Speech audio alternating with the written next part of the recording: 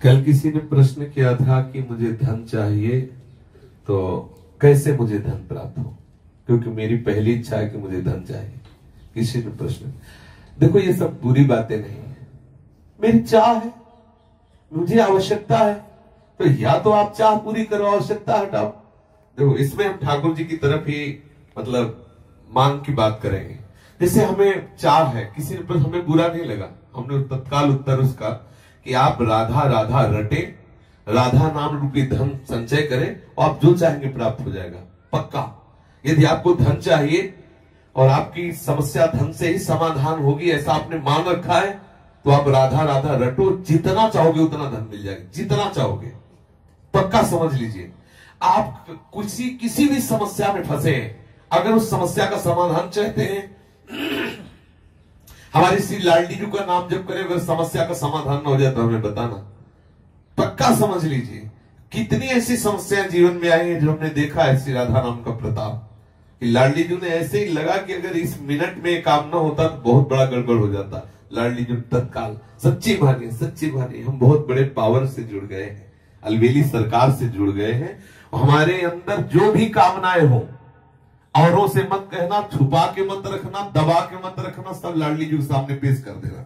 इनमें जो तुम्हें अच्छा लगे सो पूरा कर दो, जो अच्छा न लगे वो हटा दो, जो मनावे सो मिटा दो, लेकिन ये सब है ऐसा। और हम सच्ची कहते हैं, यदि राधा नाम का आश्रय ले लोगे, जितना धन चाहोगे उतना धन मिल जाएगा और राधा नाम मूल में जमा होगा। ऐसा नहीं होगा कि मूल खत्म हो गया, मूल तो राधा नाम की कीमत ठाकुर जी भी नहीं दे सकते। ब्याज में तुम्हारी कामना की पूर्ति हो जाएगी, मूल में धनी राधा नाम के तुम हो जाओगे। खूब नाम जप करो, जो चाहोगे हो जाएगा। देखो गोस्वामी तुलसीदास जी कहते हैं, जब ही नाम जन आरत भारी और मिट ही कुसंकट हो सुखारी। श्री ध्रुव जी 5 वर्ष के बालक हैं, भगवान नाम का आश्रय लिया तो ऐसा पद मिला कि आज भी ऋषि जन परिक्रमा करते हैं। सच्ची मानिए, ये जो अपने लोग हैं किस काबिल है, लेकिन कहीं ना कहीं भगवान नाम का आश्रय लिए तो आप देख लो, जिसके लिए अपने लोग परेशान होते हैं वो सब परेशानियां 1 मिनट में दूर है। क्या अगर हमारे पास राधा नाम धन हो तो हम लाइन में खड़े रहे घंटों दवा के लिए, और यहाँ डॉक्टर स्वयं आते हैं, स्वयं दवा देते हैं, आकर स्वयं व्यवस्था, स्वयं दूध मिलता है, फल मिलता है, सब कैसे मिल रहा है? केवल ठाकुर जी के आश्रित अर्थ मिल रहा है, जो आवश्यकता है ठाकुर जी दे रहे हैं, उनके नाम का। सच्ची मानिए, आप नाम जप कीजिए, जो चाहिए वो प्राप्त हो जाएगा। सच्ची मानिए, आप नाम आश्रित हो जाइए। आप हम ये नहीं कि 5 दिन जपाओ देखो चेक आएगी, नहीं, ऐसे मत करो। थोड़ा लंबा समय तक नाम जप करो और फिर देखो आप कि कैसे विधान ठाकुर बनाता है कि आपकी जितनी कामनाएं हैं वो सब पूर्ण होती चली जाएंगी। जो कामनाएं आपको फंसाने वाली है, नष्ट करने वाली, वो कामनाएं नष्ट हो जाएंगी। आप देखिए तो, जब के तो देखिए। हम ये हृदय की बात कहते हैं। धन चाहिए, हाँ चाहिए मुझे, भाई मेरे को बेटी का ब्याह करना है, बेटे का ब्याह कर, समस्या का समाधान करना है, मुझे तुम्हारी कृपा का इस समय स्वरूप चाहिए धन। पक्का हमारे ठाकुर महाधनी है, कोई कमजोर थोड़ी कि यार तुम हमारे ठाकुर को धन मांगोगे तो गड़बड़ हो जाएगा, बेचारा गरीब हो जाएगा। महालक्ष्मी हाँ, महालक्ष्मी सहलाती रहती है चरणों को, देखता भी नहीं, अनंत शक्तियां है। मांगो, आपको जो लगता है, जैसा लगता है, मेरे प्रभु से खुल के रहिए, छुपाइए मत, किसी और की तरफ मत झांकिए। लाडली जी का दूल्हा इतना समर्थ है कि तुम्हारी ये बातें सब पूर्ण हो जाएगी अपने आप। ऐसा दूल्हा है, ये राधावर ऐसा थोड़ी है, अनंत शक्तियां इसके चरणों में लौटती रहती है, और लाडली जी के चरणों में ये प्रणति होते रहते हैं। रस घन मोहन मूर्तिम विचित्र केली महोत्सवोल्लसितम राधा चरण विलोडित। इसलिए हम बहुत बड़ी सत्ता से जुड़ गए, घबराने की जरूरत नहीं। हमारी जितनी कामना हो वो हम सब लाडली जी के सामने, छोटी से छोटी, बड़ी से बड़ी कामना, धीरे धीरे आप देखोगे आप इतनी ऊंचाई पे चढ़ जाओगे कि कोई कामना आपको परास्त नहीं कर सकती। और एक दिन वो सामर्थ्य आ जाएगी, आप लाडली जी की कामनाएं पूर्ण करने वाले बन जाओगे। देखो हमारे वृंदावन के जो रसिक जन है ना, सहचरी भावापन, लाडली जी से मांगते थोड़ी है, लाडली जी को देते हैं। लाडली जी थारो अविचल रहो जो सुहाग, 8 पैर उनको दुलार करते, लेकिन वो स्थिति हमें प्राप्त नहीं है। बात समझिए, हमें चाहिए लोक व्यवहार, तो हम लाडली जी से जुड़े, लाडली जी से मांगे। एक दिन लाडली जी की कृपा को हमको ऐसी स्थिति प्रदान कर देगी, ऐसे रसिकों के संग से जुड़ा देगी कि हमारी स्थिति में लाडली जी को सुख पहुंचाने की भावना आ जाएगी। आप जुड़िए, और चमत्कार देखिए हमारे शिष्य, अनुभव की बात कह रहा हूं, राधा नाम महामहिमा में चमत्कार है। आप प्रयोग करके देख लेना, आपको बिल्कुल आप विश्वास कर लीजिए, पक्का विश्वास कर लीजिए, छाती की बात। सैकड़ों देखे राधा नाम के चमत्कार, भारी से भारी विपत्ति राधा पुकारते ही बिल्कुल ऐसा दिखाई दिया चमत्कार। गाड़ी पलटने को है, एकदम वो डिवाइडर क्या कहते हैं उसमें चढ़ गई, एकदम रात्रि का समय, राधे श्याम, वहीं बंद गाड़ी वहीं खड़ी है। ऐसे अगर एक सेकंड चूक जाए पीछे से गाड़ी है, सब चटनी हो जाए। हम लोग भी बैठे थे, ये भी साथ थे। आगे मोटरसाइकिल बिल्कुल पैर में चढ़ने को, राधा उठ, बंद मोटरसाइकिल है। कितने ऐसे चमत्कार हमने, और क्या आज हम जीवित हैं, बोल रहे हैं तो इसी चमत्कार से बोल रहे हैं। इसलिए राधा राधा राधा जो चाहिए आपको, विश्वास मान लीजिए। ये ऐसा धंधा है कि इसमें घाटा नाम की तो वस्तु है नहीं, मुनाफा ही मुनाफा, इसमें मूल जाएगा नहीं, मूल अविनाशी। हम बोले राधा राधा राधा राधा राधा राधा राधा, ये तो जमा ठाकुर की बैंक में, इसे कोई भी पाप, कोई भी अपराध नष्ट नहीं कर सकता। हाँ, अगर भयंकर अपराध बन जाता है तो राधा राधा नाम बोलने की योग्यता हटा दी जाएगी, लेकिन ये जो राधा नाम बोल चुके, इसका नाश नहीं हो सकता। ये तुम्हें ऐसी जगह से बचाएगा जहां कोई रक्षा करने वाला नहीं, और आप जो चाहोगे वो मिल जाएगा। विश्वास करो, जो चाहोगे। ये लोक की वस्तुएं क्या है, आप सोचो, राधा नाम से कौन सा सुख मिलता है। आज सुबह जब सत्संग प्रारंभ हुआ तो था कि ब्रह्मा जी आवे और कहे कि चलो हमारे ब्रह्मलोक में तुम्हें ब्रह्मा का पद देते हैं, तो वृंदावन के वासी राधा उपासी को ब्रह्मलोक पद अच्छा नहीं लगता।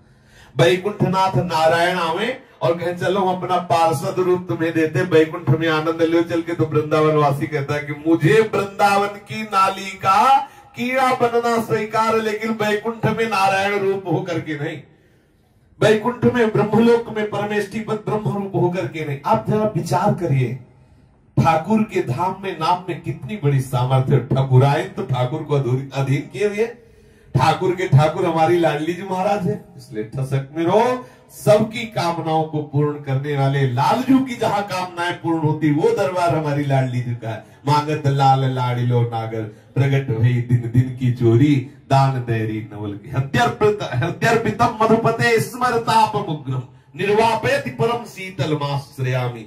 लालजू के हृदय में जब श्री लाडली जू के चरण का स्पर्श होता है तो स्मरताप का समन करके परम शीतलता प्रदान करने वाले श्री स्वामिनी जू के चरण अरविंद है।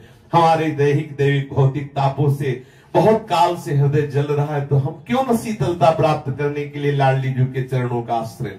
राधा नाम चेक है, चाहे जहां बुझा लेना, राधा नाम चेक, राधा राधा रटो और श्री जी से मन चाही वस्तु प्राप्त करो। पक्की बात कह रहा हूं, पक्की, अश्रद्धा मत करना इस बात पे, और अश्रद्धा करके भी जप ले तो भी तुम्हारा काम बन जाएगा। जो चाहिए, सच्ची बात कहता हूं, इस बात पर कोई विश्वास नहीं करेगा, जो करेगा वो आनंद में डूब जाएगा। भगवत नाम में इतनी बड़ी सामर्थ्य है, बच्चा, भगवान बिक जाते हैं तो संसारिक संपत्ति की क्या। कोई इस बात पर विश्वास नहीं करेगा कि बिना किए दे देगा, बिना किए दे देगा, क्योंकि तुम्हारे किए ये सृष्टि नहीं रची, ये उसके किए रची है। तुम उसका भजन करो, तुम उसका चिंतन करो, अगर आपको है कि करना चाहिए तो कर्तव्य करते हुए भजन करो, फिर आप देखो भजन से सब प्राप्त हो जाता है। आज हमारा विश्वास नहीं काम कर रहा है, राम राम कहने से मिल जाए, राम राम कहने से राम मिल जाएंगे, तो क्या और क्या बाकी रह गया, सब राम से ही तो है। कृष्ण कृष्ण कहने से कृष्ण मिल जाएंगे। ये बहुत विचित्र भगवान की माया है, इस बात को समझने नहीं देती। आपको जो चाहिए वो मिल जाएगा, पक्का मिल जाएगा, हमारा विश्वास है, हमारा अनुभव है, जो चाहिए वो मिल जाएगा, जो चाहिए। कर तुम अकर तुम अन्यथा कर तुम सर्व समर्थ, ऐसे चमत्कार तुम्हारे जीवन में होंगे कि तुम आश्चर्यचकित हो जाओगे। केवल भगवत नाम का आश्रय ले लो, कृष्ण कृष्ण बोलो, राधा राधा बोलो, आप खुद देख क्या चला जाता है। अंदर ही अंदर मनन करते रहो, बाहर से खूब काम करते रहो, क्या परेशानी होनी। और अगर विजय ना हो जाए तो मैं बता, धन सच्ची कहते हैं, तुम ऊब जाओगे कि भगवान बंद कर दो धन देना, सच्ची कह रहे हैं।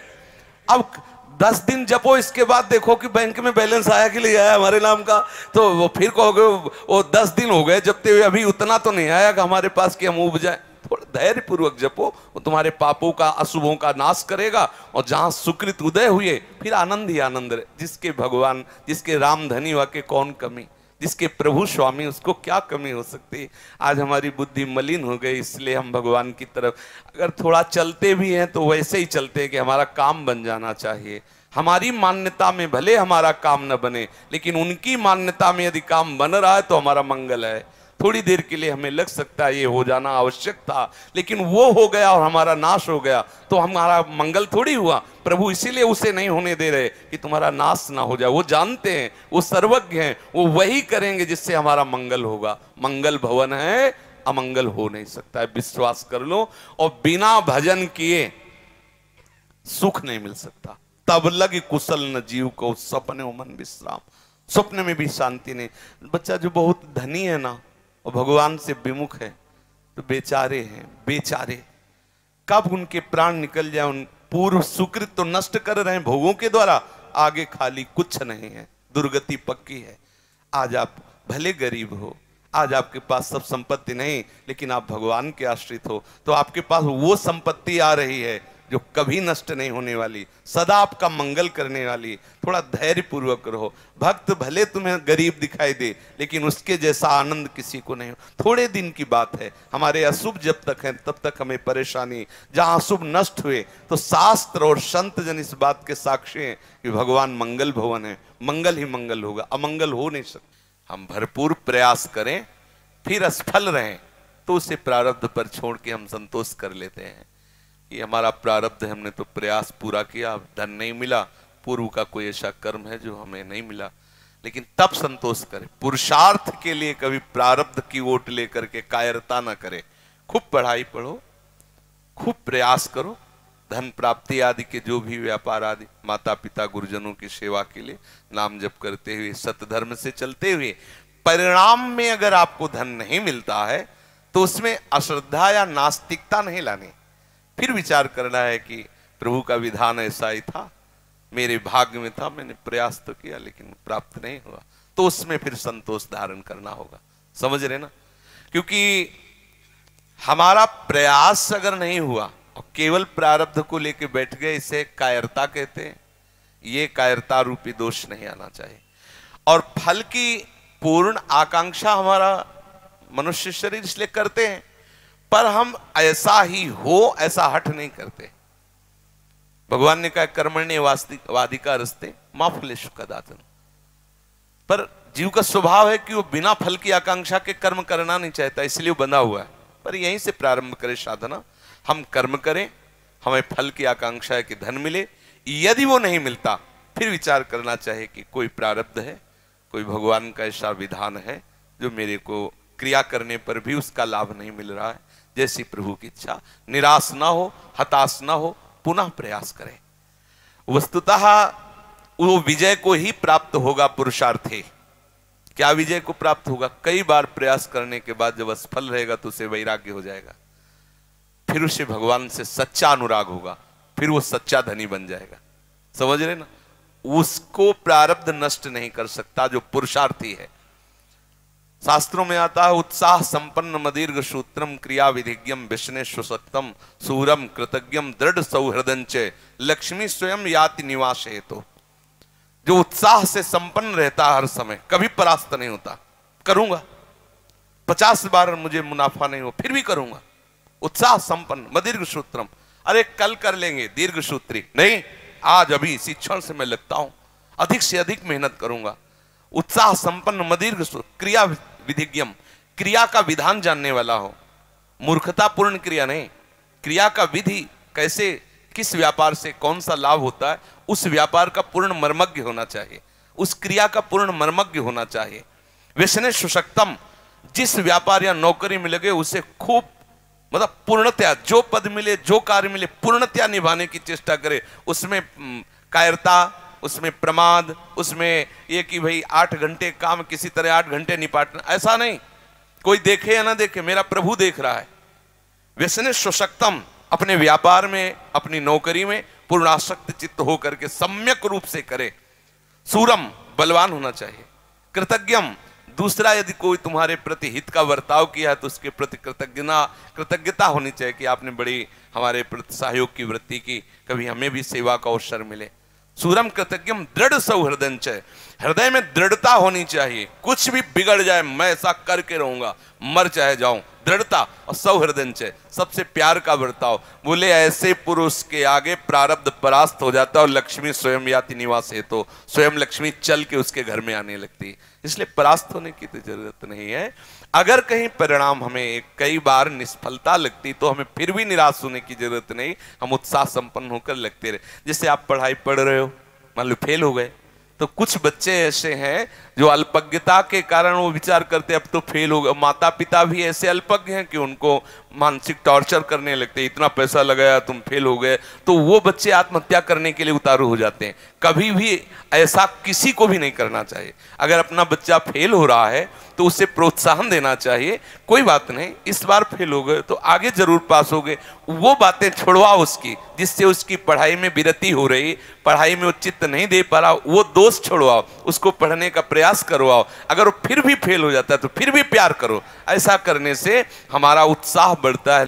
आशा हमारी कभी टूटे ना और निराशा कभी हमें परास्त न कर पाए, ये बात जीवन में हर एक व्यक्ति को ध्यान रखना चाहिए, संसार में भी और परमार्थ में भी।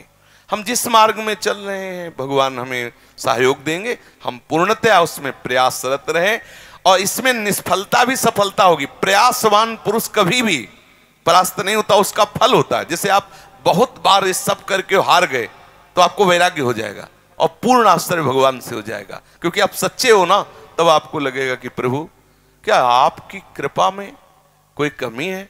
ना, तब तो कृपा सच्ची मानिए। जिस समय अंतःकरण से प्रभु के आश्रित होगे उसी समय कोई ना कोई ऐसा मार्ग निकल आएगा जिसमें आप पूर्ण सफल हो जाओगे।